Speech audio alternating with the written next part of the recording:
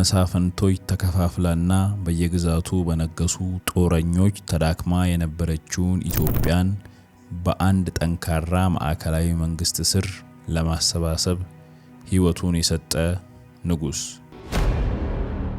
ታዲያ ይህ ከቋራ ተነስቶ የዘመነ መሳፍንትን ጨለማ የገፈፈው ለዘመናዊት ኢትዮጵያ መሰረትን የጣለውና በመጨረሻም በመቅደላ አናት ላይ ታሪኩን በጀግንነት የፈጸመው ንጉስ እውነተኛ ታሪክ ምን ይመስላል? ዛሬ የመይሳው ካሳን መነሳት፣ ራዕይና አሳዛኝ ፍጻሜ አብረን እንመረምራለን።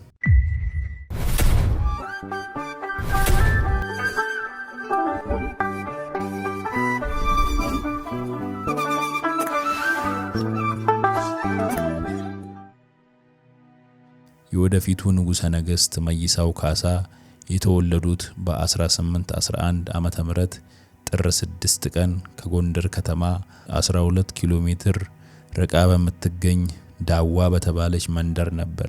የካቲት 16 ቀን ጎንደር ከተማ በሚገኘው ቤተክርስቲያን ክርስትና ተነስተው የክርስትና ስማቸው ገብረ ኪዳን ተባለ። አባታቸው የቋራ ገዥ የነበሩ አቶ ኃይሉ ወልደ ጊዮርጊስ ሲሆኑ እናታቸው ደግሞ ወይዘሮ አትጠገብ ወንደሰን ይባላሉ። አቶ ኃይሉ በ1810 ዓመተ ምህረት ወይዘሮ አትጠገብን አገቡ። በተጋቡ በአመቱ ወንድ ልጅ ወለዱላቸው። ልጁም ካሳ ተብሎ ተሰየመ። ነገር ግን አቶ ኃይሉ የመጨረሻ ልጃቸውን እድገት ሳያዩ ካሳ በተወለደ በአመቱ በ1812 ዓመተ ምህረት ከዚህ ዓለም በሞት ተለዩ። በመሆኑም ካሳ በእናቱ እጅ ብቻውን አደገ። ይህ ሁኔታ ከእናቱ ጋር የነበረውን ጥልቅና ልዩ ግንኙነት የፈጠረ ሲሆን ለወደፊት ባህሪውም መሰረት የጣለ ነበር። በልጅነቱ የቄስ ትምህርት ከቀሰመ በኋላ ወጣትነቱ ወደ ጦር ሜዳ ጠራው። በመጀመሪያ የአጎቱን በኋላም ለጥቂት ጊዜ የጎጃሙን ጦር መሪ የነበሩትን የደጃዝማች ጎሹ ዘውዴን ጦር ተቀላቀለ። በዚህ ሂደትም በወታደርነት ሕይወት ውስጥ ከፍተኛ ችሎታውን በማሳየቱና በጀግንነቱ ስሙ እየገነነ መጥቶ ለወደፊት ማንነቱ መሰረትን ጣለ። አጼ ቴዎድሮስ የኮሶ ሻጭ ልጅ እንደሆነ አንዳንድ የውጭ ጸሐፊዎች በጽሁፎቻቸው አስቀምጠዋል። ይህንን የወይዘሮ አትጠገብ የኮሶ ሻጭነት ወሬ ያባዛውና ለዓለም ያዳረሰው ደግሞ ሚስዮናዊው ሄነሪ ስተርን ነበር። ነገር ግን እውነታው ከዚህ የተለየ ነው። አቶ ገሪማ ታፈረ በመጽሐፋቸው እንደሚገልጹት ወይዘሮ አትጠገብ በወይንና ደጋማው ክፍል አውልጅ ማርያም በተባለው ሰፈር ከቤተሰቦቻቸው ጋር በመሬት ውርስ ተጣልተው ይከራከሩ ነበር። ኋላም በሽማግሌ እርቅ ወርዶ ኮሶ አላይ የተባለው ቦታ ያለው መሬት ለእርሳቸው ደረሳቸው። ወይዘሮ አትጠገብ ይህንን መሬት ለማሳረስ ደኑን ሲያስመነጥሩ በደኑ መሃል አንድ ያፈራ የኮሶ ዛፍ ስለነበር ይህ ዛፍ እንዳይቆረጥ ብለው አዘው ወደ ጎንደር ተመለሱ። በሌላ ጊዜ ስራውን ለመመልከት ወደ ቦታው ሲሄዱ የኮሶ ዛፉ በብዛት ማፍራቱን ያየች አንዲት ገረዳቸው ኮሶውን ስትሸመጥጥ አገኟት። ወይዘሮ አትጠገብም ተይ ምን ያደርግልሻል ብለው ቢቆጧትም ገረዲቱ ለቤቴ የሚሆን ትንሽ ሊያዝ ብዬ ነው ብላ የሸመጠጠችውን ይዛ ወደ ጎንደር ገባች። ይህንን የተመለከቱት የመሬት ባላንጣዎቻቸው ወሬውን ለማሰራጨት እድል አገኙ። አንደኛውም በሰንበቴ ማህበር ላይ አትጠገብ በሁኔታዋ ወይዘሮ ትመስላለች፣ ግን ከዚህ ኮሶ እያስለቀመች ጎንደር ወስዳ ትሸጣለች ብሎ ሐሜት አሰራጨ። ወሬውም በየስፍራው ተዳረሰ። ሚስዮናዊው ሄነሪ ስተርን ደግሞ በንጉሱ ፊት በድፍረት በመናገሩ በጅራፍ ተገርፎ ሲታሰር ከኪሱ በወደቀው ማስታወሻ ደብተር ላይ ንጉሱ ገዳይ ናቸው የሚል ጽሑፍ ተገኝቶበት ነበር። ከእስር ከተለቀቀ በኋላ ያንን ቂሙን ለመወጣት ንጉሱን ያዋረደ መስሎት የኮሶ ሻጭ ልጅ ብሎ ጻፈ። ስለዚህ ይህ ታሪክ ከእውነት የራቀና በግል ቂም የተፈጠረ የሐሰት ትርክት ነበር። የመይሳው ካሳ እውነተኛ ማንነትና ለቀሪው ሕይወቱ መመሪያ የሆኑት ባህሪያቱ ቅርጽ የያዙት በሽፍትነት ዘመኑ ነበር። በ1844 ዓመተ ምህረት በወቅቱ የነበረውን የተበታተነ የዘመነ መሳፍንት ስርዓት በመቃወም በሰሜን ባሉ ባላባቶች ላይ የራሱን ትግል ጀመረ። ይህ የሽፍትነት ዘመን ለእርሱ የወንጀልና የዝርፊያ ጊዜ ሳይሆን ራእዩንና ማንነቱን ያጠራበት ወሳኝ ወቅት ነበር። ከባህሪያቱ መካከል አንዱ ለብልጭልጭ ነገርና ለምቾት የነበረው ጥላቻ ነው። ቴዎድሮስ የወታደሮቹን ኑሮ የሚጋራ መሪ ነበር። የቅንጦት ልብስና ድንኳን ከመፈለግ ይልቅ ከወታደሮቹ ጋር እኩል ይበላ ይጠጣና ይተኛ ነበር። እንደ ገበሬ አርሶ ዘርቶ እንደ ተራ ወታደር አብሮ ይዋጋ ነበር። ይህ ባህሪው ከተራው ወታደር ጋር ጥልቅ የሆነ ትስስር እንዲፈጥርና እስከ መጨረሻው ድረስ የሚከተሉት ታማኝ ኃይል እንዲኖረው አስችሎታል። ሌላው ወሳኝ ባህሪው ደግሞ ለፍትህ ለእኩልነት የነበረው ጥልቅ ቁርኝነት ነው። በሽፍትነት ዘመኑ በዘረፋ ያገኘውን ገንዘብ ለግል ጥቅሙ አላዋለውም። ይልቁንም ለተጨቆኑ ገበሬዎች ማረሻ መግዣ ይሆናችሁ እያለ ይለግስ ነበር። በቋራ በነበረበት ወቅት ብዙ ገንዘብ አውጥቶ መቆፈሪያ ገዝቶ ቆፍሩ ብሎ ለባላገሩ ሰጥቷል። እርሱም በወታደሮቹ ዱሩን እያስመነጠረ በማስቆፈር ብዙ እህል ዘርቷል። ይህም ባላገሩ እህል እንዲጠግብና ሀገሩም እንዲለመለም አድርጓል። ይህ የፍትህ ስሜቱና ለተራው ሕዝብ የነበረው አሳቢነት ከሌሎቹ የመሳፍንት ጦር መሪዎች ተለይቶ የሕዝብን ድጋፍ እንዲያገኝ አስችሎታል። የሽፍትነት ዘመኑ ለዙፋኑ ያዘጋጀው የፖለቲካና የውትድርና ትምህርት ቤት ነበር። ብዙ ትግሎቹን አልፎ በስተመጨረሻ በንግስና ዋዜማ ላይ የዘመኑ ኃያል ጦር መሪ ደጃዝማች ውቤን በደረስጌ ጦርነት ላይ ድል አደረገ።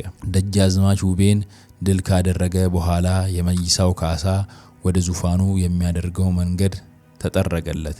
በ1847 ዓመተ ምህረት በወርሃ የካቲት ቀን 3 በወቅቱ በነበሩት ጳጳስ በአቡነ ሰላማ እጅ ተቀብቶ አጼ ቴዎድሮስ የሚል ስያሜ የኢትዮጵያ ንጉሠ ነገሥት ሆነ። የንግስና ስሙን ቴዎድሮስ ብሎ የመረጠው ያለ ምክንያት አልነበረም።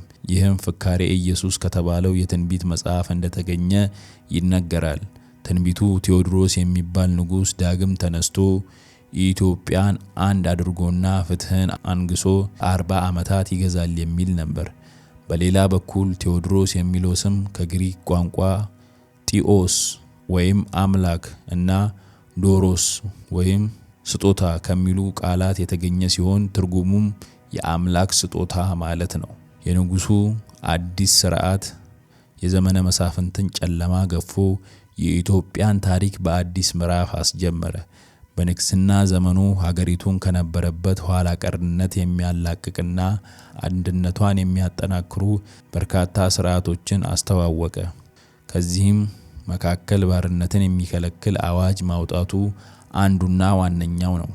ሌላው በኢትዮጵያ ታሪክ የመጀመሪያውን ዘመናዊ መንገድ ግንባታ ማስጀመሩ ነው። የተበታተነውን የፖለቲካ ስርዓት በማዕከላዊ መንገድ ማዋቀር፣ በየግዛቱ በነገሱ ባላባቶች ስር የነበረውን ኃይል በመሰብሰብ የእርስ በርስ ጦርነትን ለማስቀረት ሞክሯል። የተበታተነውን ጦር በአንድ ሀገር አቀፍ ብሔራዊ ሰራዊት በመተካት ወታደሩ በቋሚ ደሞዝ እንዲተዳደር አድርጓል። በተጨማሪም ዛሬም ድረስ የምንጠቀምባቸውን እንደ 10 አለቃ፣ 50 አለቃና 1000 አለቃ ያሉትን ወታደራዊ ማዕረጎች በመፍጠር ለዘመናዊው ጦር ሰራዊት መሰረት ጥሏል። ራእዩ አንድና ጠንካራ በራሷ የምትተማመን ዘመናዊት ኢትዮጵያን መገንባት ነበር። የአጼ ቴዎድሮስን ውስብስብና ይቅርባይ ባህሪ ከምንም በላይ አጉልቶ የሚያሳየው ከወይዘሮ ምንትዋብ ጋር የነበረው ታሪክ ነው። አጼ ቴዎድሮስ ሸፍቶ የነበረውን የጎጃም ጦር ድል ሲያደርጉ የወይዘሮ ምንትዋብን አባት ፊታውራሪ ሎዴንና ወንድማቸውን ቸኮልን በስቅላት ቀጧቸው። ባሏ ደግሞ በውጊያው ተገድሎ ነበር። በዚህ ጥልቅ ሐዘን ውስጥ የነበረችው ወይዘሮ ምንትዋብ ንጉሱን በግጥም መልክ እንዲህ ስትል ሰደበችው። 1000 ብረት በግራው 1000 ብረት በቀኙ 1000 ፈረስ ከኋላው 1000 ፈረስ ከፊቱ ይህን ሳታይ ሞተች ኮሶ ሻጭ እናቱ። ይህ አስጸያፊ ስድብ ንጉሱ ጆሮ ሲደርስ ወይዘሮ ምንትዋብ ተይዛ ከፊታቸው ቀረበችና እስቲ ድገሚው ተባለች። እርሷም ሳትፈራና ሳታመነታ አንዲት ስድብ ሳትቀንስ ደገመችው። በዚህም ጊዜ ንጉሱ ከመቆጣት ይልቅ ሳቀ። በኔ ኪሳራ መንግስተ ሰማያት ልትገቢ ነው አላት። ከዚያም ልቀቋት ትሂድ፣ ነፃ ነች፣ በህይወት እስካለች ድረስም ቀለብ ስፈሩላት፣ አባቷን፣ ወንድሟን፣ ባሏን ገድዬባት እንዲያው ልታመሰግነኝ ኖሯል። ካሳ ምን ዋዛ ነው አለ። ግን ምንትዋብ ምን ዋዛ ነበረች። በምህረቱ ከመገረም ይልቅ ወደ ጎንደር ተከተለችው። ንጉሱ እስኪሞት ድረስም አልተወችውም። ባለበትም በሌለበትም ትሰድበው ነበር። እርሱም ቀለቧን በወቅቱ እየሰፈረላት በትዕግስት ቻላት። እርሷ ስታሳድደው እርሱ ሲችላት በመጨረሻው ሰዓት መቅደላ ደረሱ። ሽጉጡን ጠጥቶ ራሱን ሲያጠፋ በገዳይነቱ የገጠመችለትን ያህል በሟችነቱም ገጠመችለት። ሬሳውንም አልለቅም ብላ እየተጠመጠመችበት ደም እንባ እያለቀሰች እንዲህ አለች። አባቴን ወንድሜን ቢገድሉብኝ ነበር መናደዴ፣ ባሌን ቢገድሉብኝ ነበር መናደዴ፣ በራሶት ጨከኑ ይቅር አለ ሆዴ። በዚህም የመጨረሻ የጀግንነት ድርጊቱን በግጥም ለትውልድ እንድታስተላልፍ ታሪክ ካሳንና ምንትዋብን አገናኛቸው። የአጼ ቴዎድሮስ ትልቁ ምኞት በሀገር ውስጥ የተሰሩ ዘመናዊ የጦር መሳሪያዎችን ማምረት ነበር። ወደ ኢትዮጵያ የሚመጣውን ማንኛውንም የውጭ ሀገር ሰው ምን ስራ ታውቃለህ ብሎ ይጠይቅ ነበር። በዚህም መሰረት በኢትዮጵያ የነበሩትን አውሮፓውያን ሚስዮናውያን በጋፋት ሰብስቦ አሁን በጣም ትልቅ የሆነ መድፍ እንድትሰሩልኝ እፈልጋለሁ ብሎ አዘዛቸው። ሚስዮናውያኑ ምንም እንኳን ስለ መድፍ አሰራር ዕውቀት ባይኖራቸውም ከንጉሱ ቁጣ ለመዳን የምንችለውን እንሞክራለን ብለው ተስማሙ። በብዙ ልፋትና ሙከራ ከሸክላ የብረት ማቅለጫ ምድጃዎችን ሰሩ። መጀመሪያ ላይ ባይሳካላቸውም በንጉሱ ግፊትና ድጋፍ እንደገና ሞክረው ብረቱን ማቅለጥ ቻሉ። ንጉሱም በስራው ሂደት ራሳቸው በመገኘት ያበረታቷቸው ነበር። በመጨረሻም የቀለጠው ብረት በተዘጋጀው ሞዴል ውስጥ ሲፈስ ታላቅ ደስታ ሆነ። ንጉሱም የመድፉን ስም ሴባስቶፖል ብለው ሰየሙት። ይህ በኢትዮጵያ ምድር የተሰራ የመጀመሪያው ትልቅ መድፍ ነበር። የንጉሱ ራዕይና የጋፋት ሰራተኞች ጥረት ግን ፍጻሜው አላማረም ነበር። መጋቢት 5 ቀን 1860 ዓመተ ምህረት በሮበርት ናፒየር የሚመራው የእንግሊዝ ጦር በመቅደላ ምሽግ ላይ ጥቃት ፈጸመ። በጦርነቱ የቴዎድሮስ ቀኝ እጅና የልብ ወዳጁ የነበረው ፊታውራሪ ገብርዬ ተሰዋ። የገብርዬ ሞት የንጉሱን ተስፋ አጨለመው። የእንግሊዝ ጦርም ወደ እርሱ ሲደርስ እጆን በሰላም ይስጡ አለው። ይህ ለቴዎድሮስ ከሞት የከፋ ንቀት ነበር። ኢትዮጵያን አንድ ለማድረግ የደከመለትን ሕዝብ ከርቶ በባዕድ ፊት ብቻውን ቀርቷል። ሽጉጡን መዞ ለቴዎድሮስ ከአምላክ ሌላ አለቃ የለውም አለ። ከዚያም የሽጉጡን ምላጭ ስቦ በመቅደላ አፋፍ ላይ በጀግንነት ወደቀ። የአጼ ቴዎድሮስ ሕይወትና ዘመን በድልና በሽንፈት በተስፋና በተስፋ መቁረጥ የተሞላ ነበር። ነገር ግን ታሪኩ የአንድ ሰው የግል ታሪክ ብቻ አይደለም። የዘመናዊት ኢትዮጵያን ምጥ የጀመረው የታሪክ ምዕራፍ ነው። ጋሽ ስብሐት ገብረ እግዚአብሔር እንዳሉት የካሳ ሕይወት አንድ ሰው በአጋጣሚ ተወልዶ የኖረው ሳይሆን ትክክለኛውን ትውልድ ለማስደነቅ ለማውራትና አርያ ለመሆን ከላይ ታቅዶ የተኖረ ይመስላል። ቴዎድሮስ የተከተለው የአስተዳደር ፖሊሲ የዘመነ መሳፍንትን ማነቆ ጥሶ ለመውጣት ምን ያህል እንደታገለ ያሳያል። የተበታተነውን ሰራዊት በብሔራዊ ሰራዊት ለመተካት፣ ወታደርን በደሞዝ ለማስተዳደር፣ ዘመናዊ ማዕረጎችን ለመፍጠርና ሀገሪቱን በመንገድ ለማገናኘት ያደረገው ጥረት ለቀጣይ የኢትዮጵያ መሪዎች ሁሉ መሰረት የጣለ ነበር። ምንም እንኳን ብዙዎቹ ራዕዮቹ በዘመኑ ሳይሳኩ ቢቀሩም የዘራው የአንድነትና የዘመናዊነት ዘር ግን በቀጣዩ ትውልድ ላይ በቅሏል። ዛሬም ቢሆን ስሙ ሲነሳ በመጨረሻው አሳዛኝ ቢሆንም በመቅደላ አናት ላይ ያሳየው የመጨረሻው የጀግንነት ተግባር ለሀገር ክብር ራስን መስዋዕት የማድረግ ትልቁ ምሳሌ ሆኖ በታሪክ ተጽፏል። ተመልካቾቻችን፣ ከአጼ ቴዎድሮስ ታሪክ እናንተን ከሁሉ በላይ የነካችሁና ያስደነቃችሁ ክፍል የትኛው ነው? ራእያቸውስ ለዛሬዋ ኢትዮጵያ ምን ያስተምረናል? ሐሳባችሁን በኮሜንት መስጫው ላይ ያካፍሉን። ይህንን ታሪካዊና አስተማሪ ቪዲዮ ከወደዳችሁት ላይክ በማድረግ ድጋፋችሁን አሳዩን። እንደዚህ ያሉ ታሪኮች እንዳያልፏችሁ ቻናላችንን ሰብስክራይብ በማድረግ የደወል ምልክቷን መጫን አይርሱ።